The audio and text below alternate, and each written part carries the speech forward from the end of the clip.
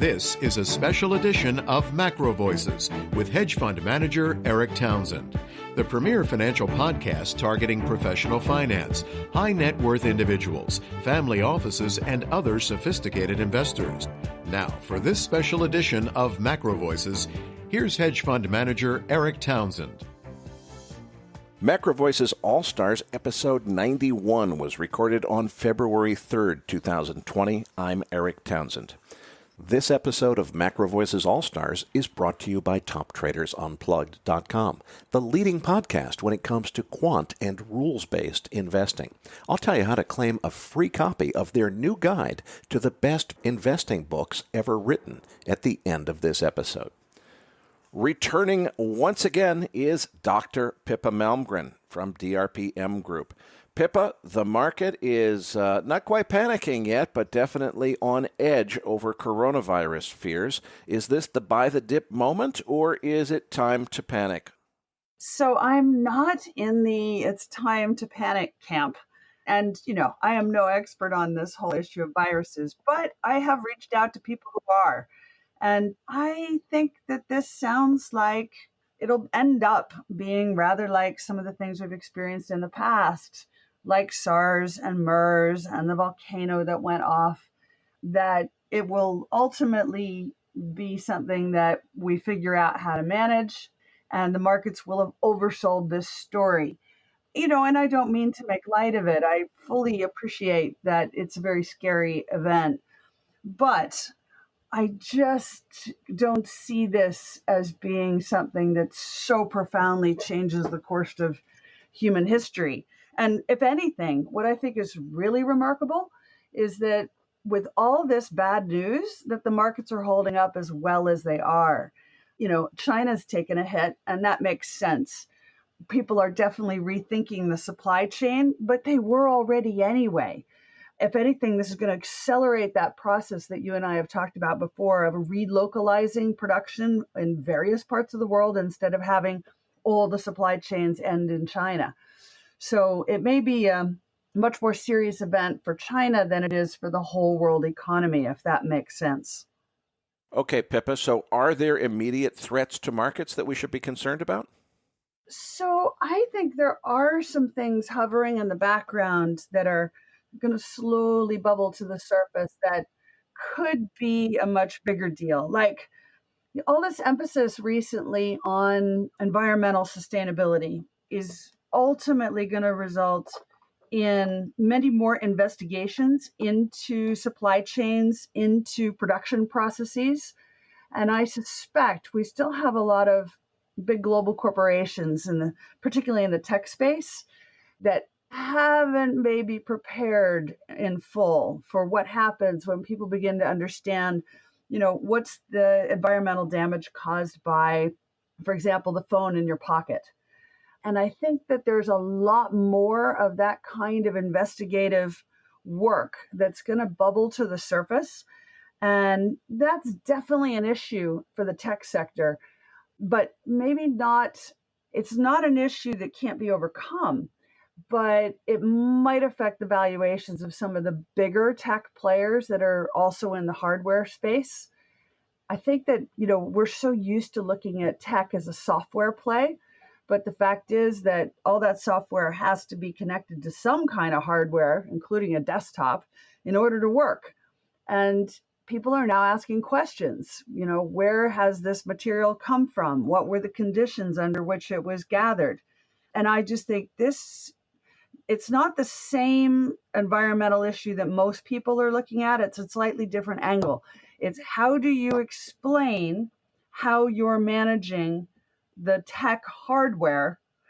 And because I'm in that space, I think I'm more aware of that maybe than most. And if the supply chains are going to move away from China and we're going to be producing in the West, we need to think long and hard about how we're producing in the West. Pippa, I want to come back to a subject that we've discussed quite a bit in your previous interviews, which is this whole environment of surveillance capitalism, particularly with regard to the Chinese government. Now, you've told us about things like the U.S. government outlawing drones made by DJI, the biggest drone manufacturer in China, for fears that it's possible that these things are actually sending classified information back to the server in China someplace when they're being used by U.S. military personnel. Now, in a recent podcast interview on the Hidden Forces podcast, hedge fund manager Kyle Bass actually alleged, and this story just made me think of you instantly. What Kyle claims is that when you go to one of these websites in the United States, map your genomes, get your family genetic mapping figured out, you send in a blood test or something, and they map your genes for you. That work used to go to U.S. laboratories. Now, all of it is outsourced to Chinese laboratories. And according to Kyle Bass, Chinese laboratories are undercutting U.S. labs in their bids by such an extent that he thinks they have to be subsidizing it. There's just no way to do this laboratory testing work for the price that they're charging. And he believes that the Chinese government is intentionally collecting American genetic data for the purpose of using it in engineering bioweapons which target Caucasians and not Asians. Needless to say, with this virus scare going on, it's kind of a timely topic. Now, I have no idea whether that story, which Kyle Bass alleges to be true, has any validity to it. But what scares me is it's plausible. It's entirely possible that they could be collecting Americans' genetic information because Americans are paying for the privilege of having their genes mapped. That money is going to Chinese laboratories which are collecting information on our genetics. Do you think there's any truth to that? Is that just a wild urban legend? And is it possible that something like that could be going on? Well, let's just disentangle a whole bunch of different things here. Just to be clear, back to the drones, the US government wasn't targeting any specific company, but they were targeting drones with, software connections to China. And they are pushing more and more for disinvestment of Chinese investors into US based drone technology. And frankly, U.S. technology across the board. So there is a policy issue there. And the issue isn't that the information going back to China is classified. The issue is just that whatever data is there can potentially be retrieved. And so it is about data integrity. And there's definitely an issue about data integrity. But you and I have talked about this before. It's not the Chinese. I mean, there's an issue about data integrity, which is to do with how Google and MasterCard are collecting data on all of us as well. So this is all about that bigger topic of surveillance capitalism. With regard to this issue about one's genetics, I think the important thing to understand is that, this is just another form of data. And there are many parties interested in capturing or purchasing the data about you, whether that's your genome or that is your credit card purchasing history. Now, to what purpose? This is a whole different question. And I wouldn't go down the road that Kyle Bass has gone down. But I would say that there is a kind of systematic effort to purchase certain kinds of data. And, there's a lot of people asking questions now, for example, about who owns the apps on your phone that you use to access a VPN, or which companies or which entities own the apps on your phone that you use to scan all the new business cards that you pick up whenever you have a meeting. And, that's been suggested that these become mechanisms for gathering the kind of super valuable data about a person. And again, who's systematically doing this? Well, I do think that China's government has a strategy, but then again, I think that our corporates in the United States have a strategy as well. I think that in the modern world economy, everybody's strategy evolves around the deepest possible widest breadth of personal human data that they can possibly retrieve. And the minute you start moving data across borders, whether that's from the US to China or frankly, China to the US, you start to then lose sight of, well, what are the actual rules or laws that govern how this gets used? So, for example, I think there's a race on for gathering data for the purposes of making facial recognition more accurate. And if you have the freedom to go run algorithms over very large populations in a place like, say, Nigeria, where you might not have the same kind of GDPR personal data controls that you would face, for example, in Western Europe, are there parties that are interested in purchasing that kind of information about human faces? Yeah, absolutely. There's a market for this. I put up a tweet a little while back, I think last week, about how this actually happens, how the auctioning process works on the internet, how your data gets captured and then auctioned off. Now, to what end? Well, data is the new oil. So that is the end, is to make money out of it.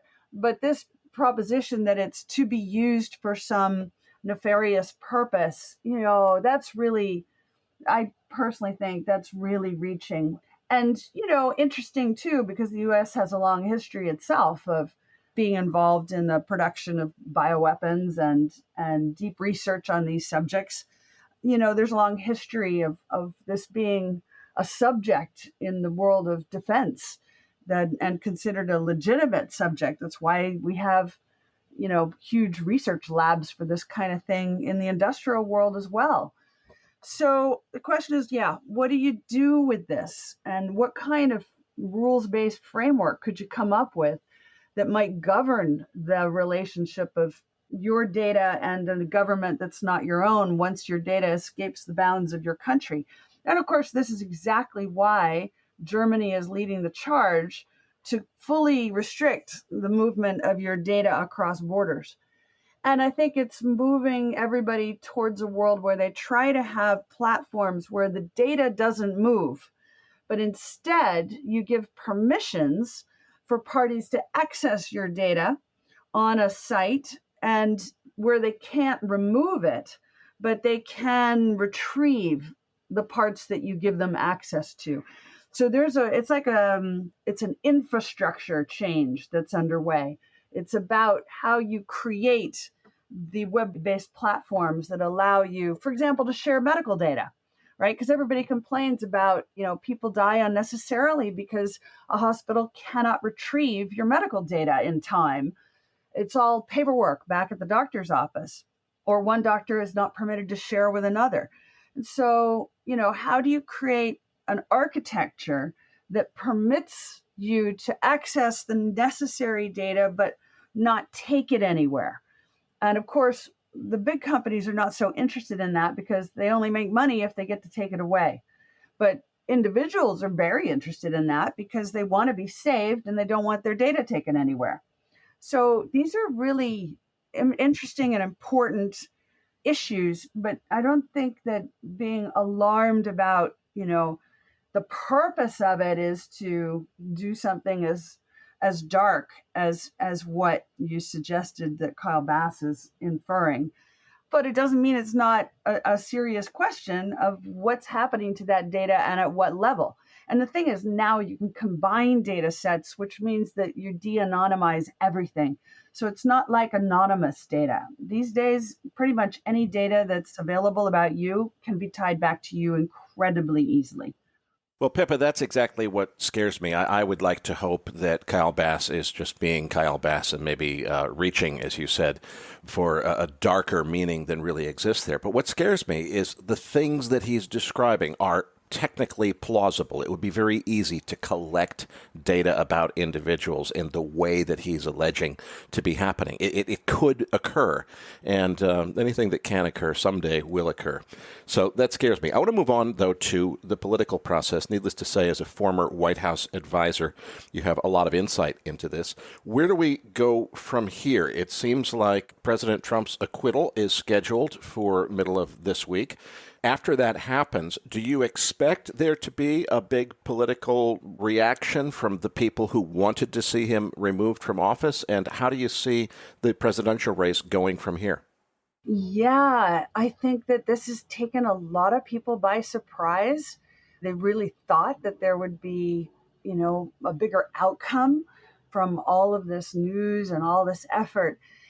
And the question is really, who does the president face as his opponent in the upcoming election? And what is the story that that opponent is going to be presenting to the American public? And frankly, to the world. And right now, it just feels a bit like what happened in the UK, where in the end, the Conservatives won decisively. There was not much appetite for going down a road that involved much more government regulation, much larger state, potential expropriation of private assets, as in, nationalizing certain kinds of infrastructure organizations, and, just plain old fashioned higher taxes. In the UK, the public decisively voted for the opposite. They voted for a more market oriented solution. And that's what they got. In the US right now, what I don't see is on the Democrat side any proposals for a pro market, pro business, pro entrepreneur outcome. And so I think there are loads of Democrats who would like to vote for something like that. They don't want to vote for the current president, and they don't think voting against him will necessarily win if it comes with all kinds of new obstacles to running their business and making the economy go. I think the US economy is flying at the moment, and I think it's going to continue to for a while, certainly through the election process. And that normally benefits the incumbent. So I think, yeah, there are a lot of people who really didn't imagine this would happen. I'm not saying that this means that there's a universal support for how the president is managing the office, because I don't think that's true either. But in the absence of an alternative, the public, I think, seems to be saying, well, I don't like this, but I would prefer not to toy with moving in a direction of that's so far to the left that the economy won't be able to function anymore or as well as it does now. And that's why I think it's really interesting that so many of the candidates on the Democrat side are kind of sticking with the, big business is the problem line, because it's the public is not buying it so far. So that's my broad view. And that, there are a lot of people who think that if Trump were to leave, that somehow the markets would get better. And I think even if you dislike him, it's hard to see how the policies of his opponents present a better picture from an investor point of view. So it depends what your priorities are. I saw an interesting piece of analysis this weekend saying, look, it's based on the polls, whether you like President Trump or not, it would be pretty hard for any one of the Democratic candidates that are running right now, regardless of who gets the nomination, to beat him. But if one of them, particularly if Joe Biden, could somehow persuade Hillary Clinton to join the race, not as a contender for president, but as a running mate for the role of vice president, you would get that Hillary loyal audience, and you would get whoever the constituency is backing the candidate that brings her in, and maybe that would be enough to take out Trump. Do you think there's any truth to that, and do you think there's any remote possibility that Hillary would consider taking second seat, so to speak? I actually think that that might be more detrimental than helpful. You may overestimate what are the number of Hillary supporters out there.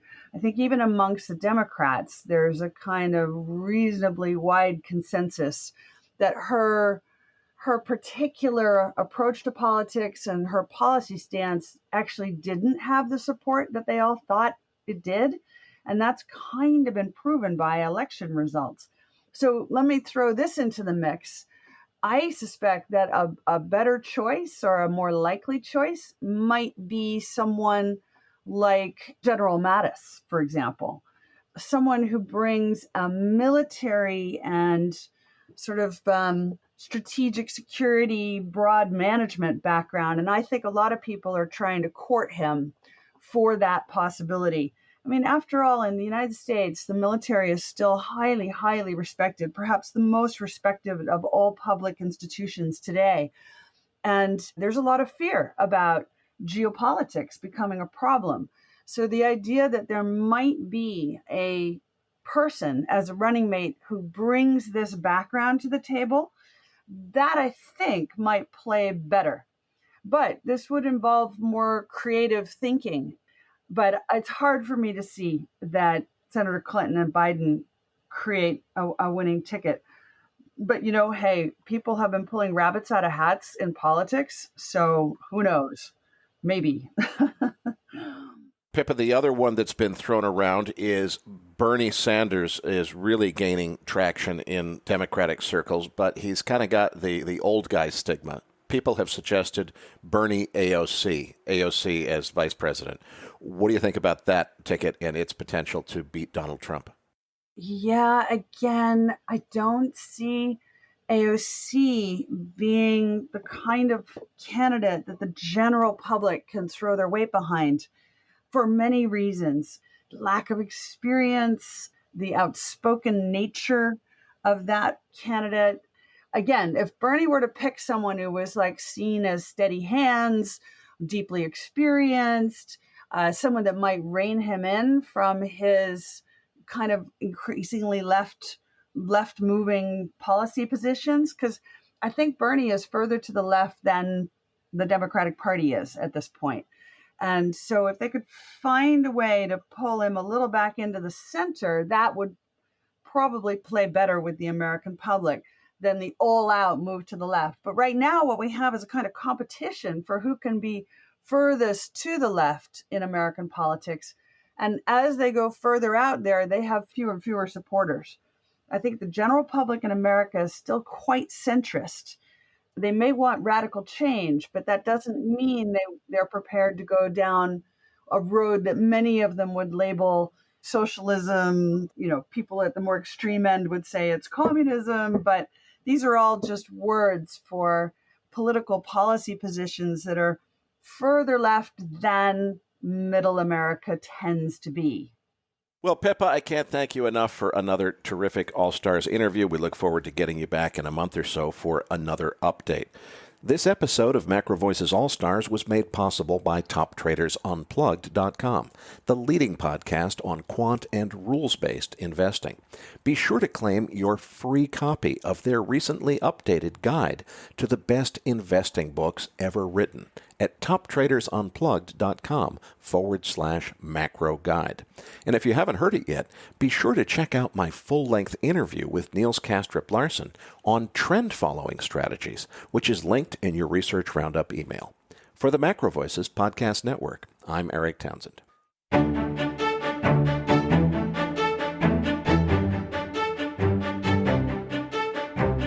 That concludes this edition of Macro Voices. Be sure to tune in each week to hear feature interviews with the brightest minds in finance and macroeconomics. Please register your free account at macrovoices.com. Once registered, you'll receive our free weekly Research Roundup email containing links to supporting documents from our featured guests and the very best free financial content our volunteer research team could find on the internet each week. You'll also gain access to our free research library. And the more registered users we have, the more we'll be able to recruit high-profile feature interview guests for future programs. So please register your free account today at macrovoices.com if you haven't already.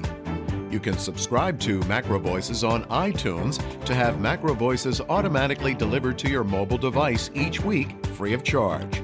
Macro Voices is presented for informational and entertainment purposes only. The information presented on Macro Voices should not be construed as investment advice. Always consult a licensed investment professional before making investment decisions. The views and opinions expressed on Macro Voices are those of the participants and do not necessarily reflect those of the show's hosts or sponsors.